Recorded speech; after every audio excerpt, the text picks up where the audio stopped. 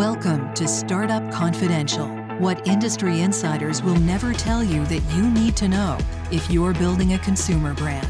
With your host, best-selling author of Ramping Your Brand, Dr. James Richardson. Let's do this.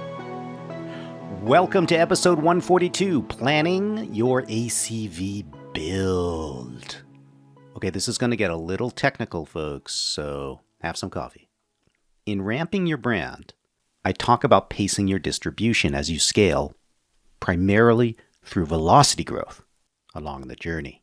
Now, many CPG brands, including those mentioned in the book, have scaled to $100 million in annual sales while only using 15 to 25% of total MULO ACV.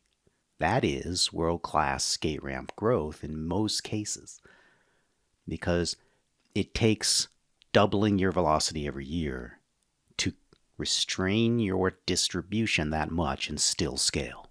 But how do founders of high-growth brands understand the relative value of this or that store chain in terms of MULO ACV? In other words, how can you pace your distribution if you can't assign a value to accounts that are opening up by your sales team, right? Well, it turns out you can. I just didn't put it in my book. So let me explain in this episode very briefly how you can assign a numerical ACV value to the work that your sales team is doing opening up a new account. This is going to help you better prioritize the true velocity value of this or that account without falling for the door count fallacy. In a crude sense, the relative MULO ACV value of any given retail account is a relative measure of foot traffic at its core. In this episode, I'm going to coach you on a formula to use with your SPINS or NIelsen IQ retainer access. So you need to have that access to make use of this tool I'm going to train you how to build on your end, because I can't legally give it to you. With this formula, you can evaluate the relative oomph of any specific chain, but you could also do the same within divisions of a chain by pulling the data out of the databases in that manner. So the ACV value of any chain follows the following formula in your category's sales data. Annual category revenue divided by dollars sales per million, SPM, times a million, and then divide all of that by the max ACV for the category. Now, in MULO, you would think it would be 100%, but it ain't. There's a lot of categories that are 75% ACV MULO, 77, 82, 91. So you'll be surprised. You need to have access to MULO sales for your category, total US, in order for this to work. And what you're doing is going to export the category level sales, the SPM for the whole category in MULO, and the max ACV data for MULO. And then you're going to do the same, pull the same metrics for each account or retailer division if you want to get finer grained within a MULO context. And with all of that raw data, you have the makings of a permanent ACV reference file, which will assign a MULO ACV value to any retail chain or division. This reference file will reveal stunning things to you.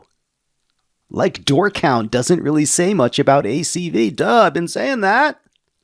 Food Lion has about 1,100 locations, but only generates 0.6% MULO ACV. It's also full of super low-income consumers, unlikely to trade up in more than a few categories and probably none. Now, its geographic neighbor, Publix, on the other hand, has about 1,400 locations and generates 3.6% MULO ACV. Boom! Mind blown! This is why I've been criticizing the door counters in the early stage world for years, including poorly trained venture capitalists who have largely retracted from CPG with burnt fingers. You only have to do this reference file data pull every couple of years at most, unless a chain is adding or closing a ton of stores, 50 or more annually. And that's incredibly rare in today's retail ecosystem. I think only Aldi is adding stores aggressively right now. Most are quietly closing 5 to 10 a year. Shh, don't tell the board. Remember, though, there is a careful strategic balancing act between retailers that add A, modest ACV gains, B, with shoppers you can influence with your thing, and C, shoppers into premium CVG or at least ready to trade up in your category. So just adding a retailer with 5 to 6% ACV before you have a way to build awareness in that shopper base is often a mistake if you want to grow fast, unless you have a velocity track record of selling well without much marketing support. And I do know brands like this. They have tapped into some micro niche, and whenever they show up, that micro niche goes, it doesn't grow on its own, but it's solid. The velocities are stable.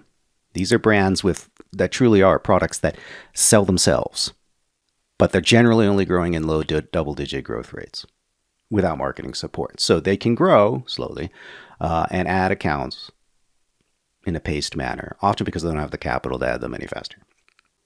If you add ACV gain and you don't have that kind of brand, you're in a very competitive category, for example, where you need to build awareness, or you just get lost amidst the marketing push from other brands right next to you, then just grabbing 3, 4, 5% ACV with one account, could be a disaster, because your velocities will actually go down if you can't stimulate trial. If you are one of those hyper niche brands, which I just mentioned, that where you can grab ACV, and every time you seem to do it, you get the same velocity without a lot of marketing. I mean, you've got very low competition niche, most likely, that you're in, and that is something I've encountered in my client roster. It's fascinating, but it's also pretty rare.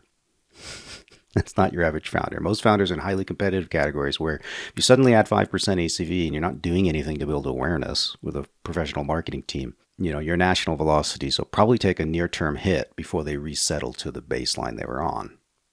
At most, you're probably just going to have velocity stagnation, not year-over-year steady velocity growth that you get in a skate ramp brand, which is adding households and increasing the rate at which they're doing that. That's the superpower. That takes marketing support, some kind of brand awareness building support, a la Kind, Athletic Brewing, you name it. So I shared the formula.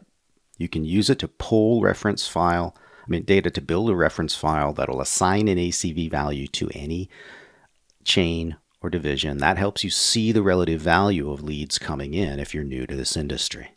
So super important. Now, I thought listeners might want to know that I already released this formula to my VIP founder email list 5 weeks ago, right? So they're already using it. If you want to be the first to get these kinds of geeky founder tips that I generally only release inside my paid engagements, go to the founder resources page on premiumgrowthsolutions.com, my website, take that little founders quiz, and you'll get signed up for that email list. Signups are heavily screened, so these have to be founder, owner, operators only. Thank you very much. And be safe out there. Thanks for listening. Remember, Dr. Richardson has loads of resources for founders at premiumgrowthsolutions.com. And when you're on his site, don't forget to take his founders quiz and see if you're ready to ride the skate ramp of exponential growth.